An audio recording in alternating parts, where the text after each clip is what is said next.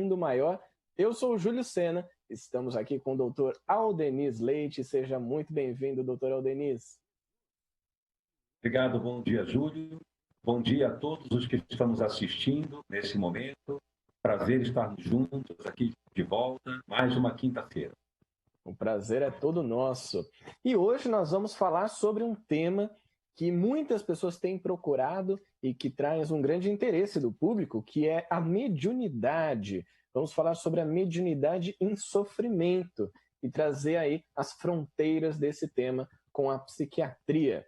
Se você quiser participar, pode mandar para a gente a sua mensagem através do Facebook da Rede Boa Nova de Rádio, que é o facebook.com/Rede Boa Nova de Rádio, ou também pelo nosso WhatsApp, anotando o número 11 99643 3827. Mande a sua mensagem, participe do programa de hoje, que está muito especial. Traz aí uma temática bastante interessante para que a gente se aprofunde e entenda mais. E para isso, doutor, é importante primeiro a gente definir a mediunidade, né? Teria como definir a mediunidade em poucas palavras para iniciar o programa de hoje? Claro. Allan Kardec foi realmente quem estudou de forma pioneira, de uma maneira científica, didática, muito sensata, a mediunidade. E ele abordou a mediunidade como sendo uma faculdade inerente ao espírito, porém, um detalhe importante, radicada no organismo, isto é inerente ao ser humano e, ao mesmo tempo, necessita do organismo de uma estrutura para que ela possa se manifestar. Embora ela seja uma faculdade espiritual, ela necessita de uma estrutura material para se projetar, para externar o fenômeno da sua expressão, da sua comunicação. Então, do ponto de vista científico, hoje nós podemos dizer mediunidade é uma faculdade neuropsíquica, isto é, ela depende do campo mental inicialmente, que é uma projeção da entidade espiritual. A mente é uma projeção do indivíduo como espírito. Consequentemente, essa energia mental, fundamentada no pensamento e na vontade, necessita se expressar por meio de uma estrutura. E essa estrutura, no nosso ambiente aqui, encarnados, é o cérebro, ou, melhor dizendo, o encéfalo como um todo. Né? Então, o encéfalo, a estrutura cerebral como um todo, é o veículo de expressão da mediunidade através de vários aspectos. Por exemplo, a psicofonia, falando, a psicografia, escrevendo, e outras formas de expressão da mediunidade. Uma coisa interessante ele afirmou que todo aquele que de alguma forma tem a percepção de uma presença espiritual é, por excelência, médium.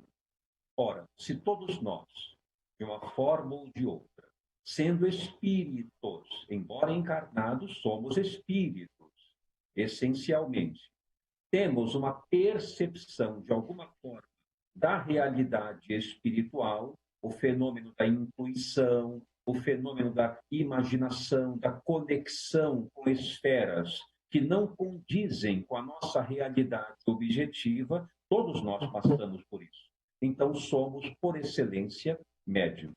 Então, a mediunidade é uma faculdade neuropsíquica, radicada no organismo da criatura, pertencente, portanto, a um patrimônio da humanidade como um todo.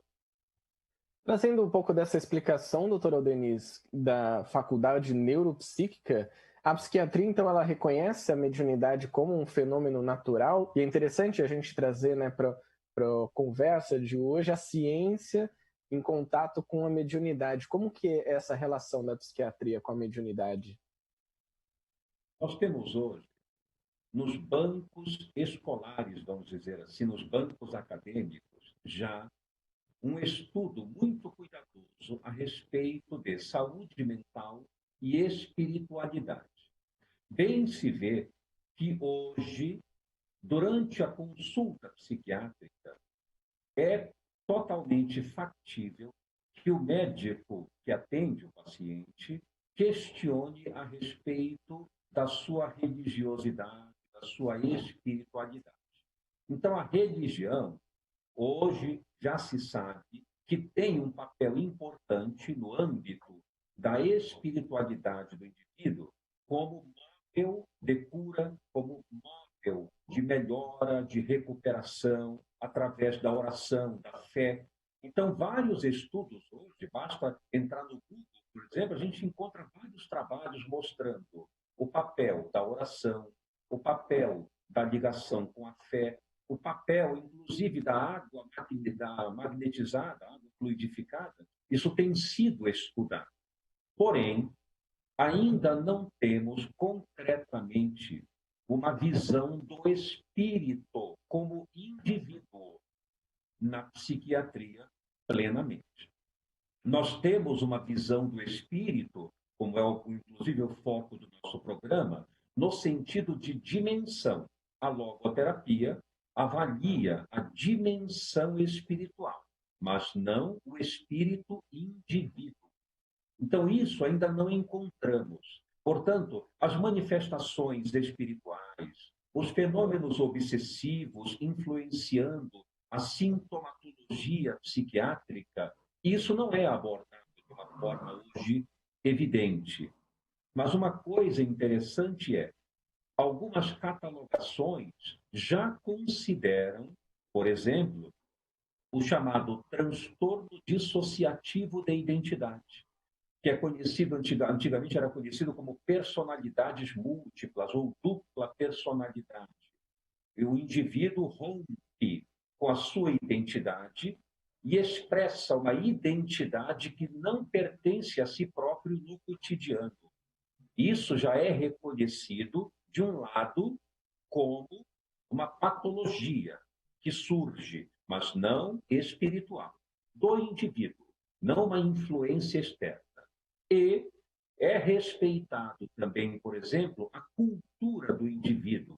Portanto, a mediunidade não é reconhecida como patologia, ela é reconhecida como um fenômeno natural, dada as circunstâncias da cultura a que o indivíduo pertence, sua religião, seu padrão de ligação com a espiritualidade. Então, não é considerada patologia, mas não é levada em conta no tratamento e na abordagem diagnóstica. Isso ainda não acontece de modo efetivo.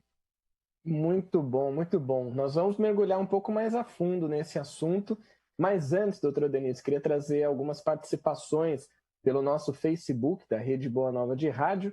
Aqui com a gente a Irene Lopes Vettorelli, bom dia, estou na escuta, gratidão.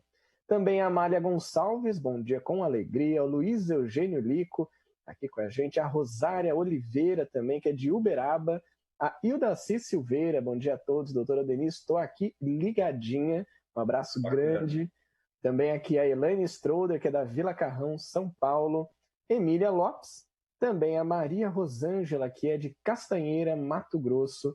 Cleusa Nascimento e o Paulo Bernatti, que é de Mairiporã, está aqui ligado com a gente. Muitas pessoas participando. E eu peço para você que está aí no Facebook duas coisas simples.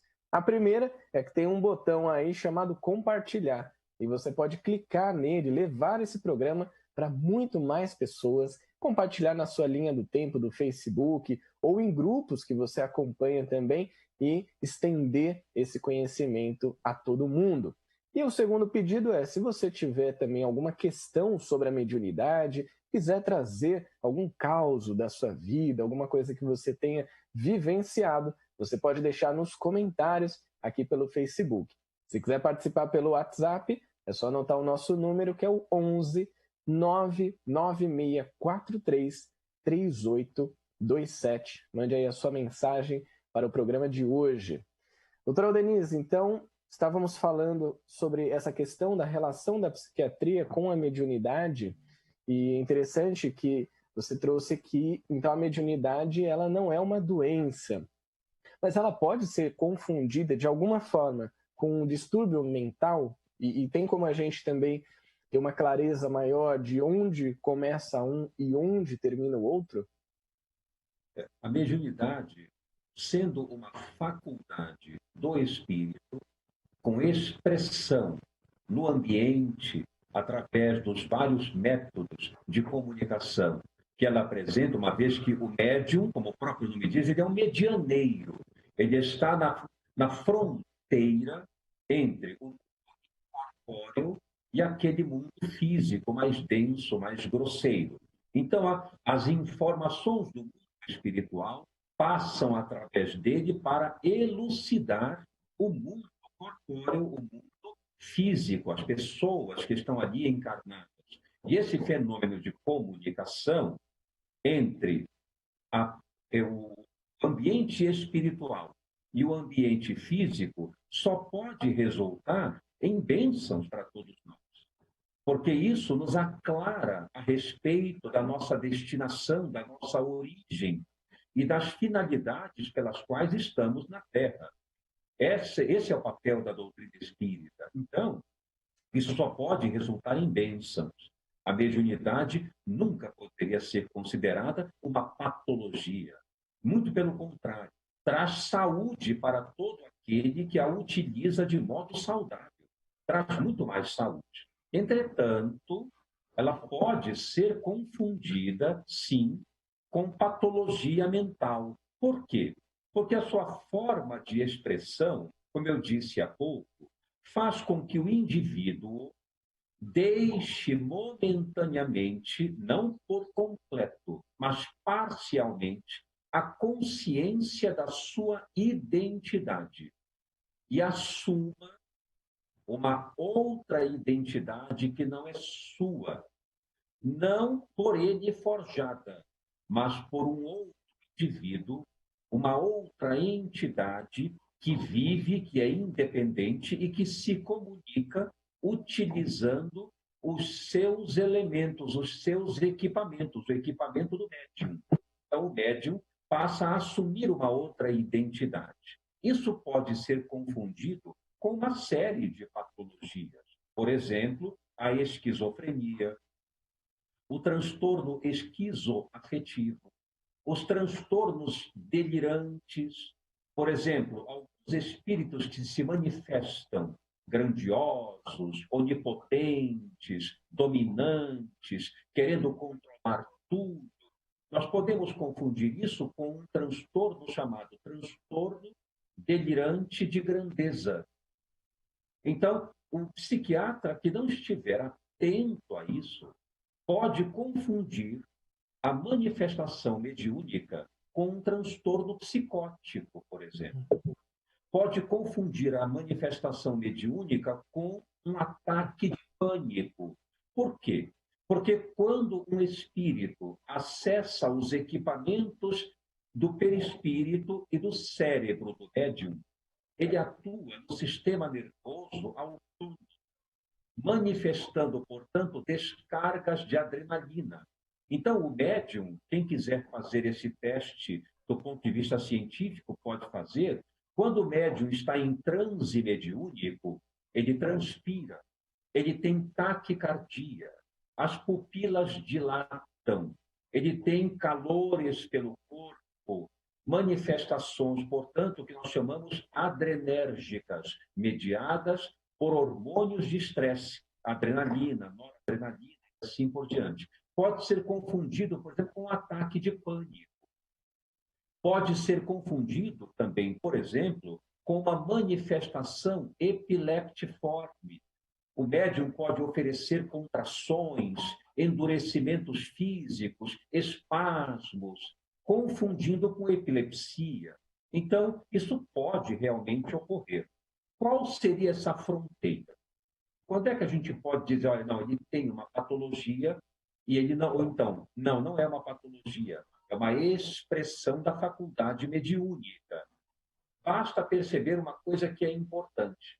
Essas patologias mentais, em geral, particularmente as psicoses, elas promovem no indivíduo um prejuízo no seu funcionamento cotidiano. Aquele que é portador de esquizofrenia entra num prejuízo global do seu funcionamento. Ele deixa de trabalhar, ele não consegue se concentrar, ele não consegue se conectar de forma saudável na interação social, ele perde habilidades psicossociais. O médium, não. O médium, apesar das manifestações transitórias da sua faculdade, terminada a manifestação, ele volta ao seu estado natural, trabalhando, produzindo, orientado, consciente de si mesmo e do mundo. Então, esse fator é o principal que separa a faculdade da patologia. Na patologia, o funcionamento fica continuamente prejudicado. Na faculdade, o funcionamento permanece normal. Apenas, em dados momentos, existe o transe. Essa é a principal diferença que nós. Tem um ponto que eu acredito que seja importante falar também, doutora Denise, que é justamente essa questão de que o espírito, ele não substitui o espírito do médium, né? Utilizando do corpo, e muitas pessoas têm dúvidas com relação a isso.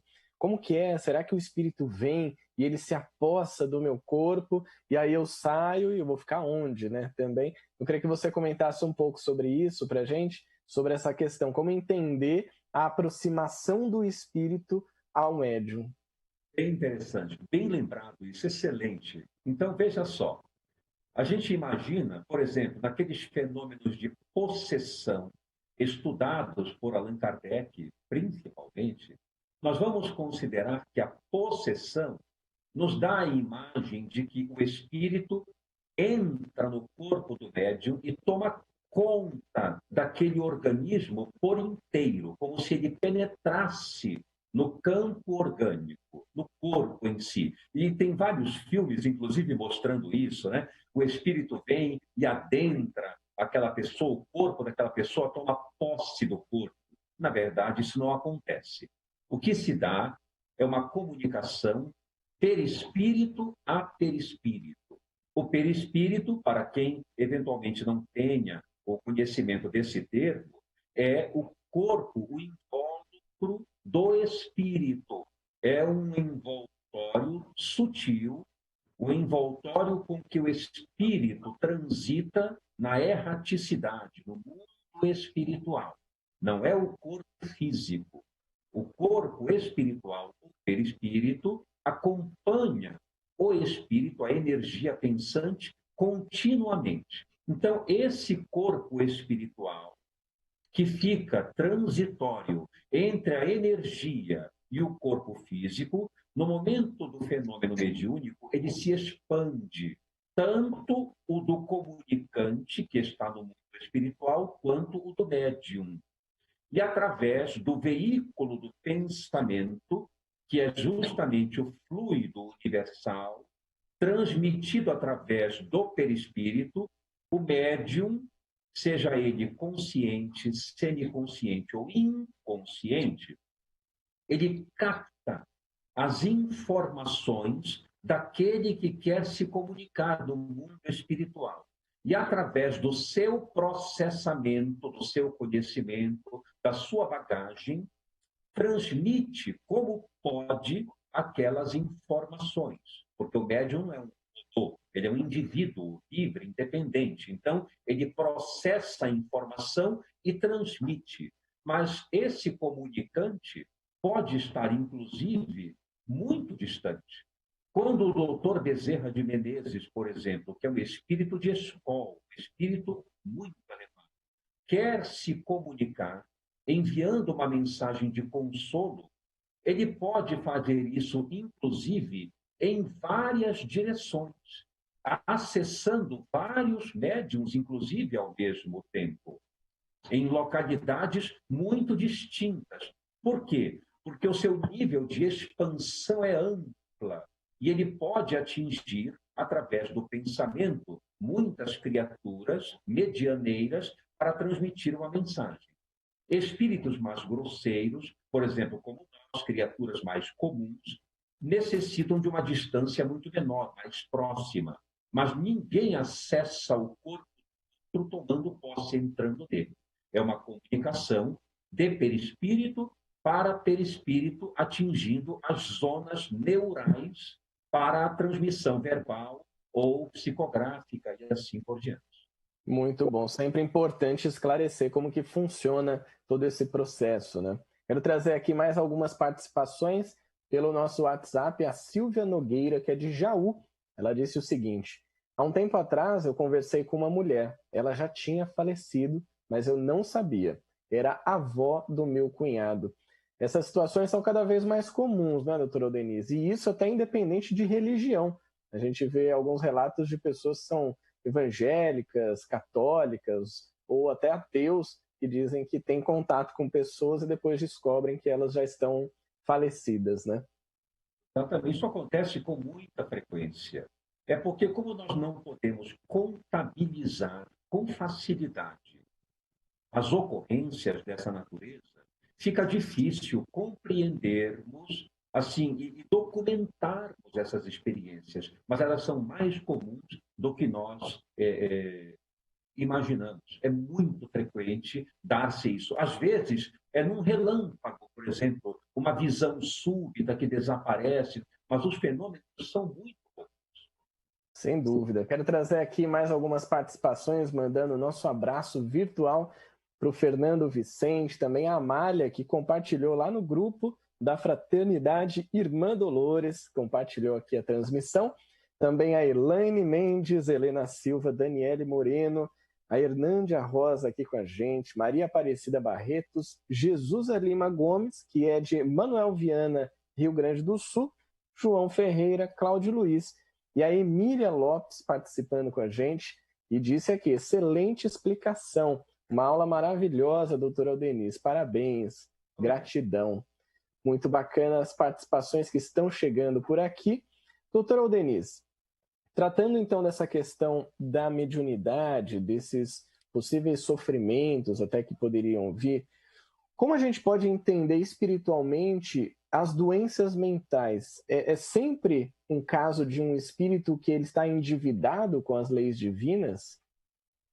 Essa é uma pergunta interessante e eu acho que a gente deve ter muito cuidado com essas interpretações.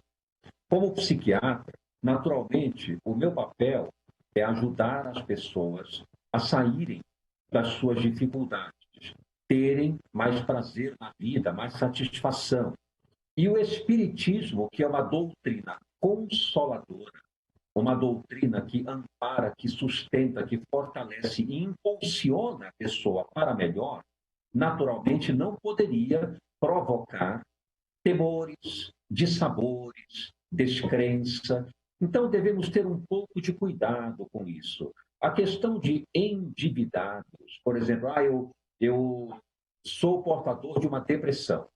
Provavelmente eu devo ter feito coisas horríveis no passado para poder me situar na posição em que eu me encontro, sofrendo, sem ânimo. Na encarnação anterior, eu devo ter sido péssimo. Cuidado com essa interpretação. Veja, a questão do endividamento não é da lei divina. Porque se Deus cobrasse dívidas, ele não seria perfeito. Então, ele não cobra nada. O que acontece é, nós somos criaturas aprendizes. Nós somos seres que não sabemos agir da melhor maneira o tempo inteiro. E ao longo do tempo, temos oscilado entre quedas e levantes. Temos oscilado entre erros e acertos. De uma certa forma, nós nos mantemos desconectados das leis naturais pelas próprias imperfeições que nos apresentam, claro. E com isso, instala-se o que nós denominamos de complexo de culpa. Uma culpa que não é infligida pelo Criador, mas pelo nível de consciência em nós que vai se aprimorando. Quanto mais temos conhecimento, aprimoramento, quanto mais reencarnações vamos promovendo no nosso aperfeiçoamento, maior, momentaneamente, o nível de culpa, porque nós vamos nos aclarando, nós vamos percebendo a realidade e dizendo para nós, puxa, como é que eu pude fazer aquilo? Hoje eu tenho consciência de que não foi uma coisa adequada, e essa culpa vai se instalando. E a depressão, por exemplo, a ansiedade, o toque, qualquer nível de transtorno mental, nada mais é, aí sim eu quero dizer que de fato isso acontece, nada mais é do que uma estratégia de despertamento para mudança comportamental. Aí sim. Nada de dívida, nada de alguma coisa cruel, de que eu sou uma criatura castigada, nada disso. A enfermidade existe porque no momento nós precisamos dela para despertar a uma mudança comportamental.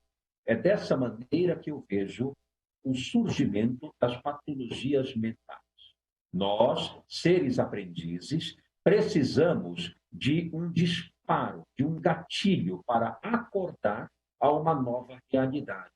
Porque nós ainda somos muito lentos nisso. Você bem sabe, né, Júlio? Nós somos pessoas que, se pudermos ficar acomodados, que ótimo. Se a gente puder não sair do lugar, se fulano está fazendo isso para mim, deixa de fazer, então está ótimo. Assim, nós somos lentos nisso. Então Deus envia a enfermidade para nos engatilhar, digamos, nos impulsionar a um despertamento. E a partir dali, sairmos do conforto, da comodidade e tomarmos atitudes de mudança. É para isso que existe a patologia mental. Então, as nossas emoções perturbadas, as nossas aflições, consequentemente depressão, ansiedade e outros transtornos, representam sinalização de mudança para o espírito com vistas a um grande aprimoramento. Importantíssimo trazer esse ponto, doutora Denise, quando você diz essa questão da pessoa esperar as coisas se resolverem e essa zona de conforto, como a gente tem o costume de usar como expressão, esse desânimo muitas vezes, a gente, não, deixa do jeito que tá, eu vou ficar aqui paradinho, a gente fica acomodado. Também acaba acontecendo quando a gente espera que Deus resolva tudo, né? Então Isso. Deus virá resolver todas as minhas questões sem que eu precise me movimentar para isso. E todos esses fatores que a gente está trazendo no programa de hoje, todos eles corroboram para assuma a sua responsabilidade e trabalhe no bem em cima disso que você tem à sua disposição, seja a mediunidade ou também, no caso em questão, as doenças. Agora, tem um outro ponto, doutora Denise, que também é muito comum que se diga quando a gente trata sobre a mediunidade, que é a obsessão. É quando também, e aí é importante a gente distinguir essa obsessão, porque parece que tudo que não está dando certo na nossa vida, então é uma obsessão. Isso acontece também com as doenças mentais? Existe uma relação entre doença mental e obsessão espiritual? E aí eu queria também que você comentasse sobre o tratamento psiquiátrico, se ele é suficiente para lidar com essa obsessão. Ok. Existem algumas relações com o processo obsessivo, mas nós temos que levar em conta que nem tudo é obsessão. Para falar a verdade, eu vejo que na maioria das vezes não há uma influência maciça do mundo espiritual, de espíritos, digamos, infelizes, sobre a pessoa que está doente, que tem uma patologia mental. Na maioria das vezes, essa patologia é inerente à própria pessoa somente. São os seus equívocos, os seus sofrimentos, as suas inquietações, as suas dúvidas, tudo isso movimentando um certo nível de sofrimento dentro dela. A obsessão é um fato. Allan Kardec estudou isso cuidadosamente e no livro dos médiuns nós vamos perceber que ele diz que obsessão nada mais é do que uma influência incisiva e demorada de um espírito mau sobre um indivíduo. E isso é muito importante para o conceito de obsessão. incisiva e persistente ou demorada. Não é simplesmente uma influência. A pessoa está pensando sobre o que fazer em relação a alguma coisa e, de repente, recebe uma intuição negativa e adota um comportamento ruim. E ele logo diz, eu estou obsidiado. Não. Aquilo foi uma conexão momentânea, uma influência momentânea, onde demos abertura para tal acontecimento. Não é uma obsessão. Para ser obsessão, é necessário que seja uma influência incisiva e duradoura. Aí sim instala-se um processo obsessivo. E é verdade, muitas patologias mentais têm esse caráter obsessivo. E elas podem ser de qualquer natureza. Uma depressão, um estado de ansiedade, uma psicose, um transtorno dissociativo, como eu citei, manifestações de dupla personalidade. Todos esses padrões de patologia mental podem ter uma conexão com a obsessão, porque a influência dos espíritos é muito sutil. Nós não percebemos isso com clareza. É tão sutil e eles são tão cuidadosos nessa influência para que nós não percebamos o seu papel nela, que nós não nos damos conta. E quando vemos, estamos há anos sendo conduzidos por essas criaturas sem darmos conta, sem notar. São depressões recorrentes, pessoas que têm o motivo do pessimismo, do negativismo, há anos a fio. Criaturas magoadas longamente com a vida, considerando a vida injusta, e com isso tornam a sua própria vida uma paralisação total. Com muita frequência, pode se tratar de uma influência duradoura de espíritos. E aí, os sintomas, as manifestações, são todos daquela patologia específica. Quando é depressão, quando é ansiedade, quando é uma psicose, como a esquizofrenia, por exemplo. Né? Aliás, a esquizofrenia, um adendo aqui que eu quero fazer, é, por excelência, quase na sua totalidade, um fenômeno medíocre. Quase sempre há uma influência externa conduzindo essas pessoas que sofrem da psicose esquizofrênica, com delírios, alucinações. Por isso, nesse caso em particular, o tratamento médico e espiritual em conjunto são fundamentais. Precisam estar aliados para que a pessoa possa ter uma recuperação mais adequada do que somente com a medicação. O tratamento médico, ele auxilia consideravelmente. Mas dizer que ele é suficiente seria exagero, porque nós sabemos que a mudança profunda deve ser no pensamento, na atitude, e isso envolve uma mudança de natureza espiritual que o remédio não pode dar.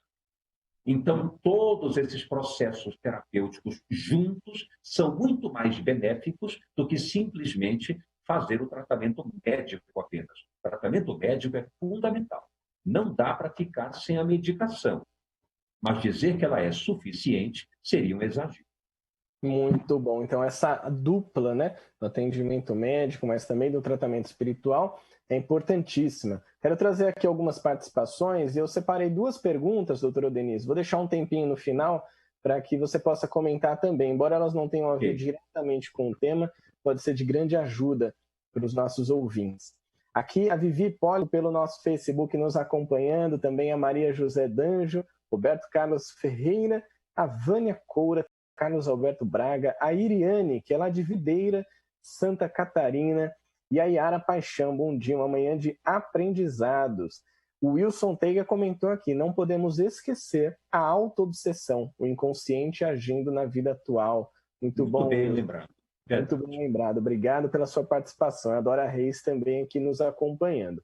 Antes de passar para essas últimas perguntas, doutora Denise, que vieram dos nossos ouvintes, vamos falar um pouco sobre o medicamento também, né? Quando o médium ele toma medicamentos usados na psiquiatria, Isso, de certa forma, pode interferir na mediunidade também? Essa é uma pergunta importante. E até porque muitas pessoas me fazem essa pergunta. Trabalhadores espíritas que estão em tratamento, né? E uma coisa, eu logo começo dizendo uma coisa importante. Eu vejo, às vezes, o trabalhador espírita vem conversar comigo, se esclarecer, tirar algumas dúvidas a respeito disso, e diz assim: olha, eu estou fazendo um tratamento médico, um tratamento psiquiátrico, eu tive uma depressão, estou me recuperando, estou em tratamento usando um antidepressivo, e muitas vezes ele vem com muita vergonha em função de estar deprimido sendo espírita. Veja que isso como é interessante. Como se nós não tivéssemos o direito de ter depressão, de estarmos tristes, de não sermos tão fortes como gostaríamos. É curioso isso. Então, fica aqui o primeiro alerta. Espírita, católico, trabalhador espírita, padre, seja quem for, pessoas religiosas, enfim, que estão de posse do conhecimento do Evangelho, que estão mais em contato com ele, por favor, também adoecem. Também têm o direito de ter ansiedade, depressão, problemas de natureza psíquica, porque nós somos humanos, antes de tudo. Isso não é vergonha para ninguém, isso é perfeitamente aceitável que aconteça no nosso mundo. Então, alguns medicamentos não produzem efeito maior sobre a mediunidade. Por exemplo, um tratamento antidepressivo, um tratamento para ansiedade, se a pessoa estiver se sentindo capaz de dar uma contribuição, perceber que está em recuperação, que está se sentindo mais forte, ela pode voltar ao trabalho no centro espírita? Claro que sim. Não há necessidade de um afastamento. O afastamento se dá em função de uma necessidade de recuperação por uma fragilidade orgânica ou psicológica, sim. Aí pode haver um breve afastamento. Mas no momento em que ela está recuperada, eu estou tomando remédio, será que eu posso voltar? Mas por que não? Deus enviou ao mundo a medicação através dos cientistas para nos ajudar, não para dizer que nós somos fracos. Então, é claro que pode. Agora, por exemplo, surgiu e rompeu uma esquizofrenia. Surgiu repentinamente um transtorno bipolar. A situação muda um pouco de figura, porque são patologias mais complexas que produzem um grave prejuízo do funcionamento geral e as medicações utilizadas servem também para momentaneamente bloquear a mediunidade, de fora para dentro. Porque a mediunidade, em nível cerebral, ela é veiculada, o seu conteúdo de informação, através dos neurotransmissores cerebrais. E as medicações antipsicóticas inibem um pouco o fluxo desses neurotransmissores, consequentemente, de fora para dentro, bloqueiam a mediunidade. Então, talvez nesse momento, por exemplo, o transtorno afetivo bipolar, a esquizofrenia, aí sim é necessário um afastamento mais duradouro, um tratamento fundamental e depois, então, uma reavaliação desta pessoa para verificar se a patologia permite que ela retorne ao serviço mediúnico ou se ela deve assumir outras tarefas que não tenham conexão com a mediunidade, já que ela está bloqueada pelos medicamentos. Aí sim, talvez haja necessidade de afastamento maior, mas não generalizadamente. Maravilha, doutor Denise. Temos algumas perguntas que chegaram aqui. Acredito que nesses minutos finais dê para trazer pelo menos duas delas. A primeira veio pelo nosso WhatsApp, é da Maria Aparecida Gomes. Ela é de Araripina, na verdade, Araripina, Pernambuco. E ela disse: doutor Aldeniz, faz muito tempo que faço tratamento de depressão e ansiedade. Já fui em vários especialistas e não consigo ficar boa. Também tenho fibromialgia. Estou estudando a doutrina espírita. O que devo fazer? Uma boa pergunta. É necessário levantar aqui algumas condições para entender por que há uma dificuldade de melhora. É claro, os fatores são inúmeros. Nós não podemos aqui, nesse momento, identificar qual deles é o fato, mas eu vou aqui elucidar alguma coisa. Primeiro, é preciso verificar se a medicação utilizada está adequada e produziu efeito. Para que se tenha uma ideia, 40% das pessoas que iniciam um tratamento antidepressivo não respondem à primeira medicação, o que é perfeitamente aceitável. Portanto, é necessário trocar, é necessário talvez potencializar um novo medicamento. Enfim, primeiro fator, a medicação, verificar se está adequada. Segundo, pode haver uma outra patologia mais complexa do que a depressão que talvez não tenha sido diagnosticada. Por exemplo, um transtorno de personalidade. E aí, as medicações precisam ser modificadas, a psicoterapia precisa ser instituída e o diagnóstico corretamente dado.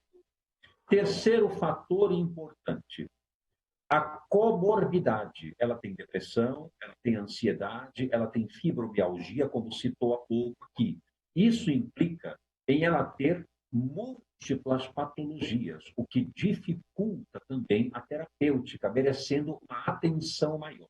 Então, a sugestão que eu dou é: converse com o seu psiquiatra para que ele prossiga fazendo uma investigação desses fatores com mais propriedade, com mais exatidão, a fim de identificar qual é o problema que não está sendo talvez percebido e mereça um tratamento adicional mais intenso, mais profundo para produzir a melhora. Muito bom. Temos 2 minutinhos, eu vou trazer uma última questão, acredito que daria tempo. É o do Gil Marco Antônio, que ele diz o seguinte: se Deus permite a doença para um despertar, o que dizer das pessoas deprimidas cronicamente, as quais já não têm mais condição de se autoavaliarem para um crescimento geral de saúde? Eu coloco um pouquinho só em xeque essa questão de dizer assim, elas não têm condições de se autoavaliarem. Eu entendi o que ele quis dizer, entendi a preocupação dele, mas eu coloco assim o seguinte: a depressão crônica tem vários fatores inerentes à própria pessoa. Normalmente, pode haver um traço de personalidade que dificulta a mudança, inúmeros temores, dificuldade de tolerar frustração, dificuldade de assumir mudanças positivas, sair daquela situação, não diria confortável, porque ter depressão nunca é confortável, é tudo muito difícil e doloroso, mas sair daquela situação onde o amparo alheio é fornecido e com isso a pessoa fica se sentindo mais segura, mais protegida e se mantém naquela posição, porque a personalidade instituída ali é frágil para ousar mudanças. Então, aí entra a questão de que não tem nada a ver com Deus nesse aspecto, e sim com a pessoa. E, nesse caso, uma terapia bastante intensiva, um despertar profundo através do conhecimento espírita, por exemplo, pode auxiliar de forma intensa essa modificação do panorama em que essa pessoa se encontra. Muito bom, muito bom. Já chegamos, infelizmente, ao fim do nosso programa de hoje. E você aqui que nos acompanhou, se quiser colaborar, apoiar a Fundação Espírita André Luiz para manter esse e outros programas, pode acessar feal.colabore.org e colaborar com a gente, trazendo aí a sua contribuição para que esse trabalho chegue a muito mais lugares. Doutor Aldenis, muito obrigado pela participação no programa de hoje. Obrigado, Júlio. Foi um prazer estar aqui com você. Obrigado a todos os companheiros e companheiras que nos acompanharam até o momento. Agradeço as perguntas. Semana que vem estaremos juntos. Sem dúvida, estaremos aqui com mais Jesus e o Logos para você, agradecendo pelas participações e toda a equipe técnica que esteve aqui com a gente, Marcos Magrini e Boris Maciel, na telefonia Solange Ribeiro e na produção Eliette Ribeiro conosco. Semana que vem tem mais Jesus e o Logos. Um grande abraço e até lá.